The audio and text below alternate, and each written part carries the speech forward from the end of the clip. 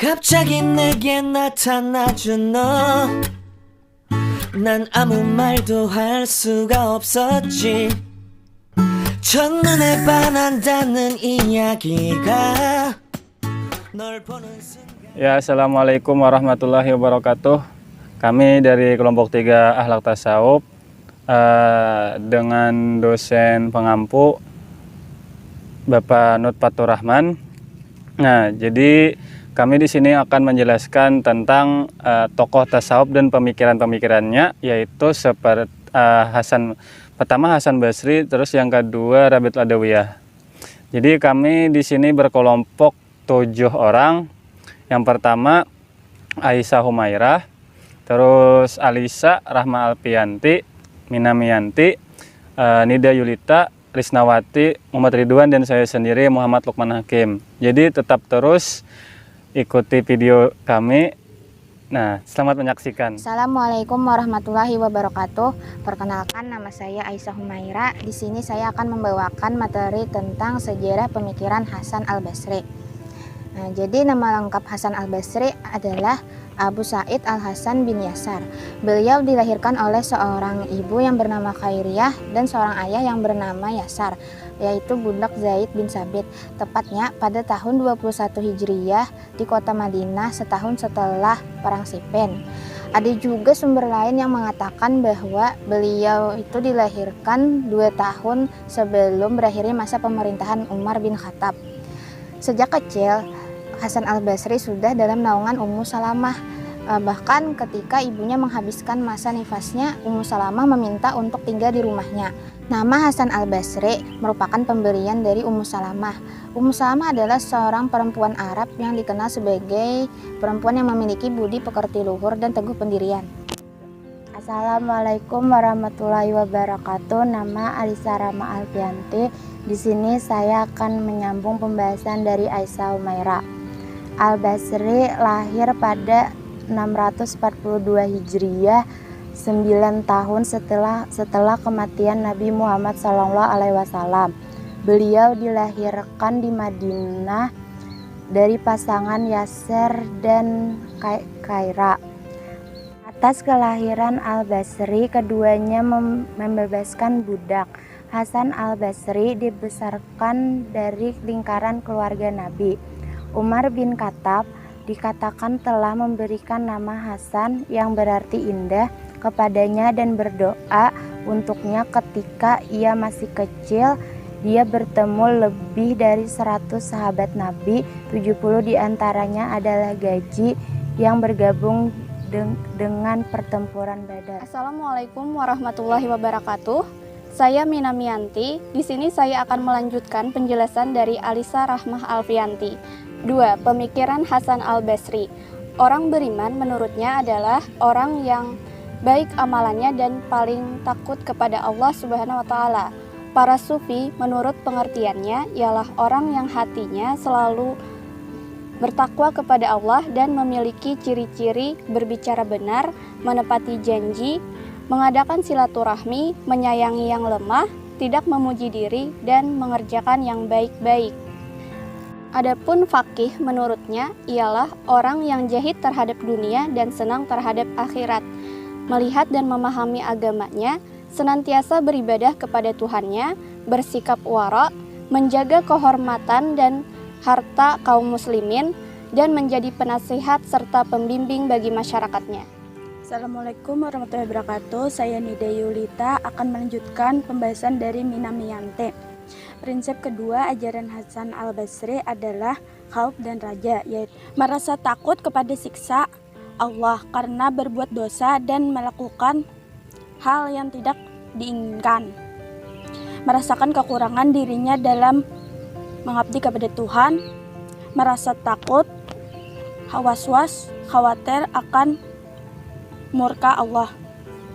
Dengan adanya rasa takut itu pula menjadi motivasi tersendiri bagi seseorang untuk memotivasi dirinya, mempertinggi kualitas dan kadar pengabdian kepada Allah, dan sikap raja ini adalah mengharap akan ampunan Allah dan karunia-Nya.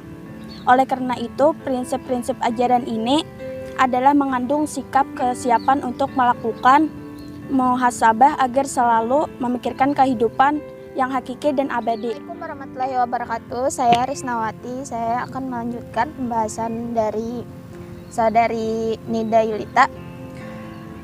Di sini ada pemikiran tasawuf Rabiatul Adawiyah. Sejarah Rabiatul Adawiyah.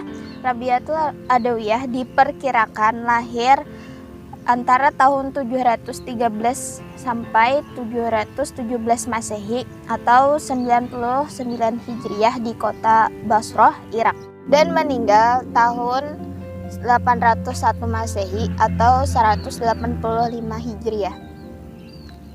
Rabiatul Adawiyah dikenal juga dengan nama Rabi'ah Basri, adalah seorang sufi wanita yang dikenal karena kesucian dan kecintaannya terhadap Allah. Rabi'ah juga dikenal dengan sebutan Kaisyah. Ia dikenal sebagai sufi wanita yang zuhud, yaitu tidak tertarik pada kehidupan duniawi dan ia hanya mengabdikan hidupnya untuk beribadah kepada Allah. Assalamualaikum warahmatullahi wabarakatuh. Nama saya Muhammad Ridwan, ingin melanjutkan penjelasan dari Risnawati. 2. Pemikiran Rabiatul Adawiyah. Rabi'ah al-Adawiyah tercatat dalam perkembangan mistimisme Islam sebagai peletak dasar tasawuf berdasarkan cinta kepada Allah. Sementara generasi sebelumnya merintis aliran akatisme dalam Islam berdasarkan rasa takut dan pengharapan kepada Allah. Rabi'ah yang pertama-tama mengajukan pengertian rasa tulus ikhlas dengan cinta yang berdasarkan permintaan ganti dari Allah. Assalamualaikum warahmatullahi wabarakatuh. Perkenalkan, nama saya Muhammad Nukman Hakim. Saya akan menjelaskan kelanjutan dari Muhammad Ridwan. Nah, jadi kata muhabbah berasal dari bahasa Arab, yaitu ahabba yuhibbu muhabbatan, yang secara harfiah adalah mencintai secara mendalam. Nah, atau kecintaan atau cinta yang dalam. Nah, jadi mahabbah ini bisa juga diartikan kalau kita jatuh cinta kepada seseorang dengan ketulusan yang dalam. Nah, jadi dalam Al-Mu'jam Al-Falsafi, Jamil Saliba mengatakan bahwa mahabbah ini ada mempunyai kata-kata yang berlawanan, yaitu al-bagh. Nah, jadi al-bagh itu artinya benci. Jadi cinta lawannya adalah benci. Nah, mahabbah dapat pula berarti kecenderungan keadaan sesuatu yang sedang berjalan dengan tujuan untuk memperoleh material atau spiritual. Seperti contoh seseorang cinta kepada sesuatu, orang tua, sahabat, dan pekerjaannya. Nah, jadi mahabbah ini adalah sesuatu yang kita sukai. Seperti misalnya kita kan suka naik ke gunung. Nah, jadi seberapa tinggi gunung itu kita capai karena adanya rasa cinta itu atau rasa senang. Nah, itulah arti mahabbah. Nah, untuk bisa mencapai kehadirat Tuhan harus melalui penyucian jiwa dan berlanjut kepada kontemplativa yang berujung ke tingkat illuminativa. Nah, jadi kalau kita ingin mencapai kehadirat Allah, jadi kita bisa saja dengan penyucian jiwa, seperti kita berpuasa, menahan hawa nafsu, dan memperbanyak amaliyah-amaliyah supaya dengan cinta itu kita bisa mencapai kehadirat Allah Subhanahu wa taala. Proses ini harus diisi dengan melalui stasiun-stasiun atau maqamat. Keseluruhan rangkaian al-maqamat itu adalah latihan oleh kerohanian melalui serangkaian amal ibadah yang ketat khas sufi. Nah, jadi bisa saja melalui seperti suluk dan berhalwat atau beruzlah. Nah, jadi untuk mencapai rasa cinta itu kita bisa melalui amaliyah-amaliyah khas sufi yang kita ketahui. Namun di situ kita harus mempunyai guru pembimbing atau mursyid. Oleh karena itu, tipe tasawuf ini digolongkan dengan tasawuf amali. Nah, untuk melakukan usaha seperti ini adalah hal yang berat Nah, dan seseorang itu harus dilandasi dengan cinta kepada Allah yang sesungguhnya. Contohnya seperti kita umpamanya saya mencintai seseorang. Jadi kan sejauh apapun dan sebanyak apapun rintangan bisa saya lewati karena rasa cinta yang sesungguhnya dan cinta sejati. Itulah. Ya, itu tadi penjelasan kami tentang tokoh tasawuf dan pemikirannya. Kami kelompok 3 mohon maaf apabila ada kesalahan dan kekhilafan. Jadi kami mengucapkan Assalamualaikum warahmatullahi wabarakatuh.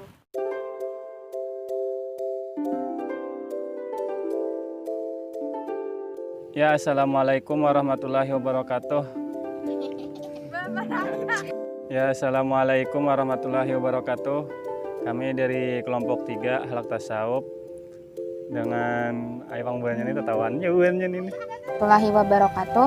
Perkenalkan, nama saya Aisyah Humaira. Di sini saya akan akadep. Assalamualaikum warahmatullahi wabarakatuh. Nama Alisa Rahma. Itu yang kedua, penjelasan Merasa takut dan akan salah. Assalamualaikum warahmatullahi wabarakatuh. Tapaget sakon. 1 Masehi atau 185 Hijriah. Rabi. Assalamualaikum warahmatullahi wabarakatuh. Nama saya Muhammad Ridwan. Assalamualaikum warahmatullahi wabarakatuh. Nama saya Muhammad Ridwan, ingin melanjutkan apa? Assalamualaikum warahmatullahi wabarakatuh. Jadi cengangi aku. Nah, ya itu tadi penjelasan tentang pemikiran dan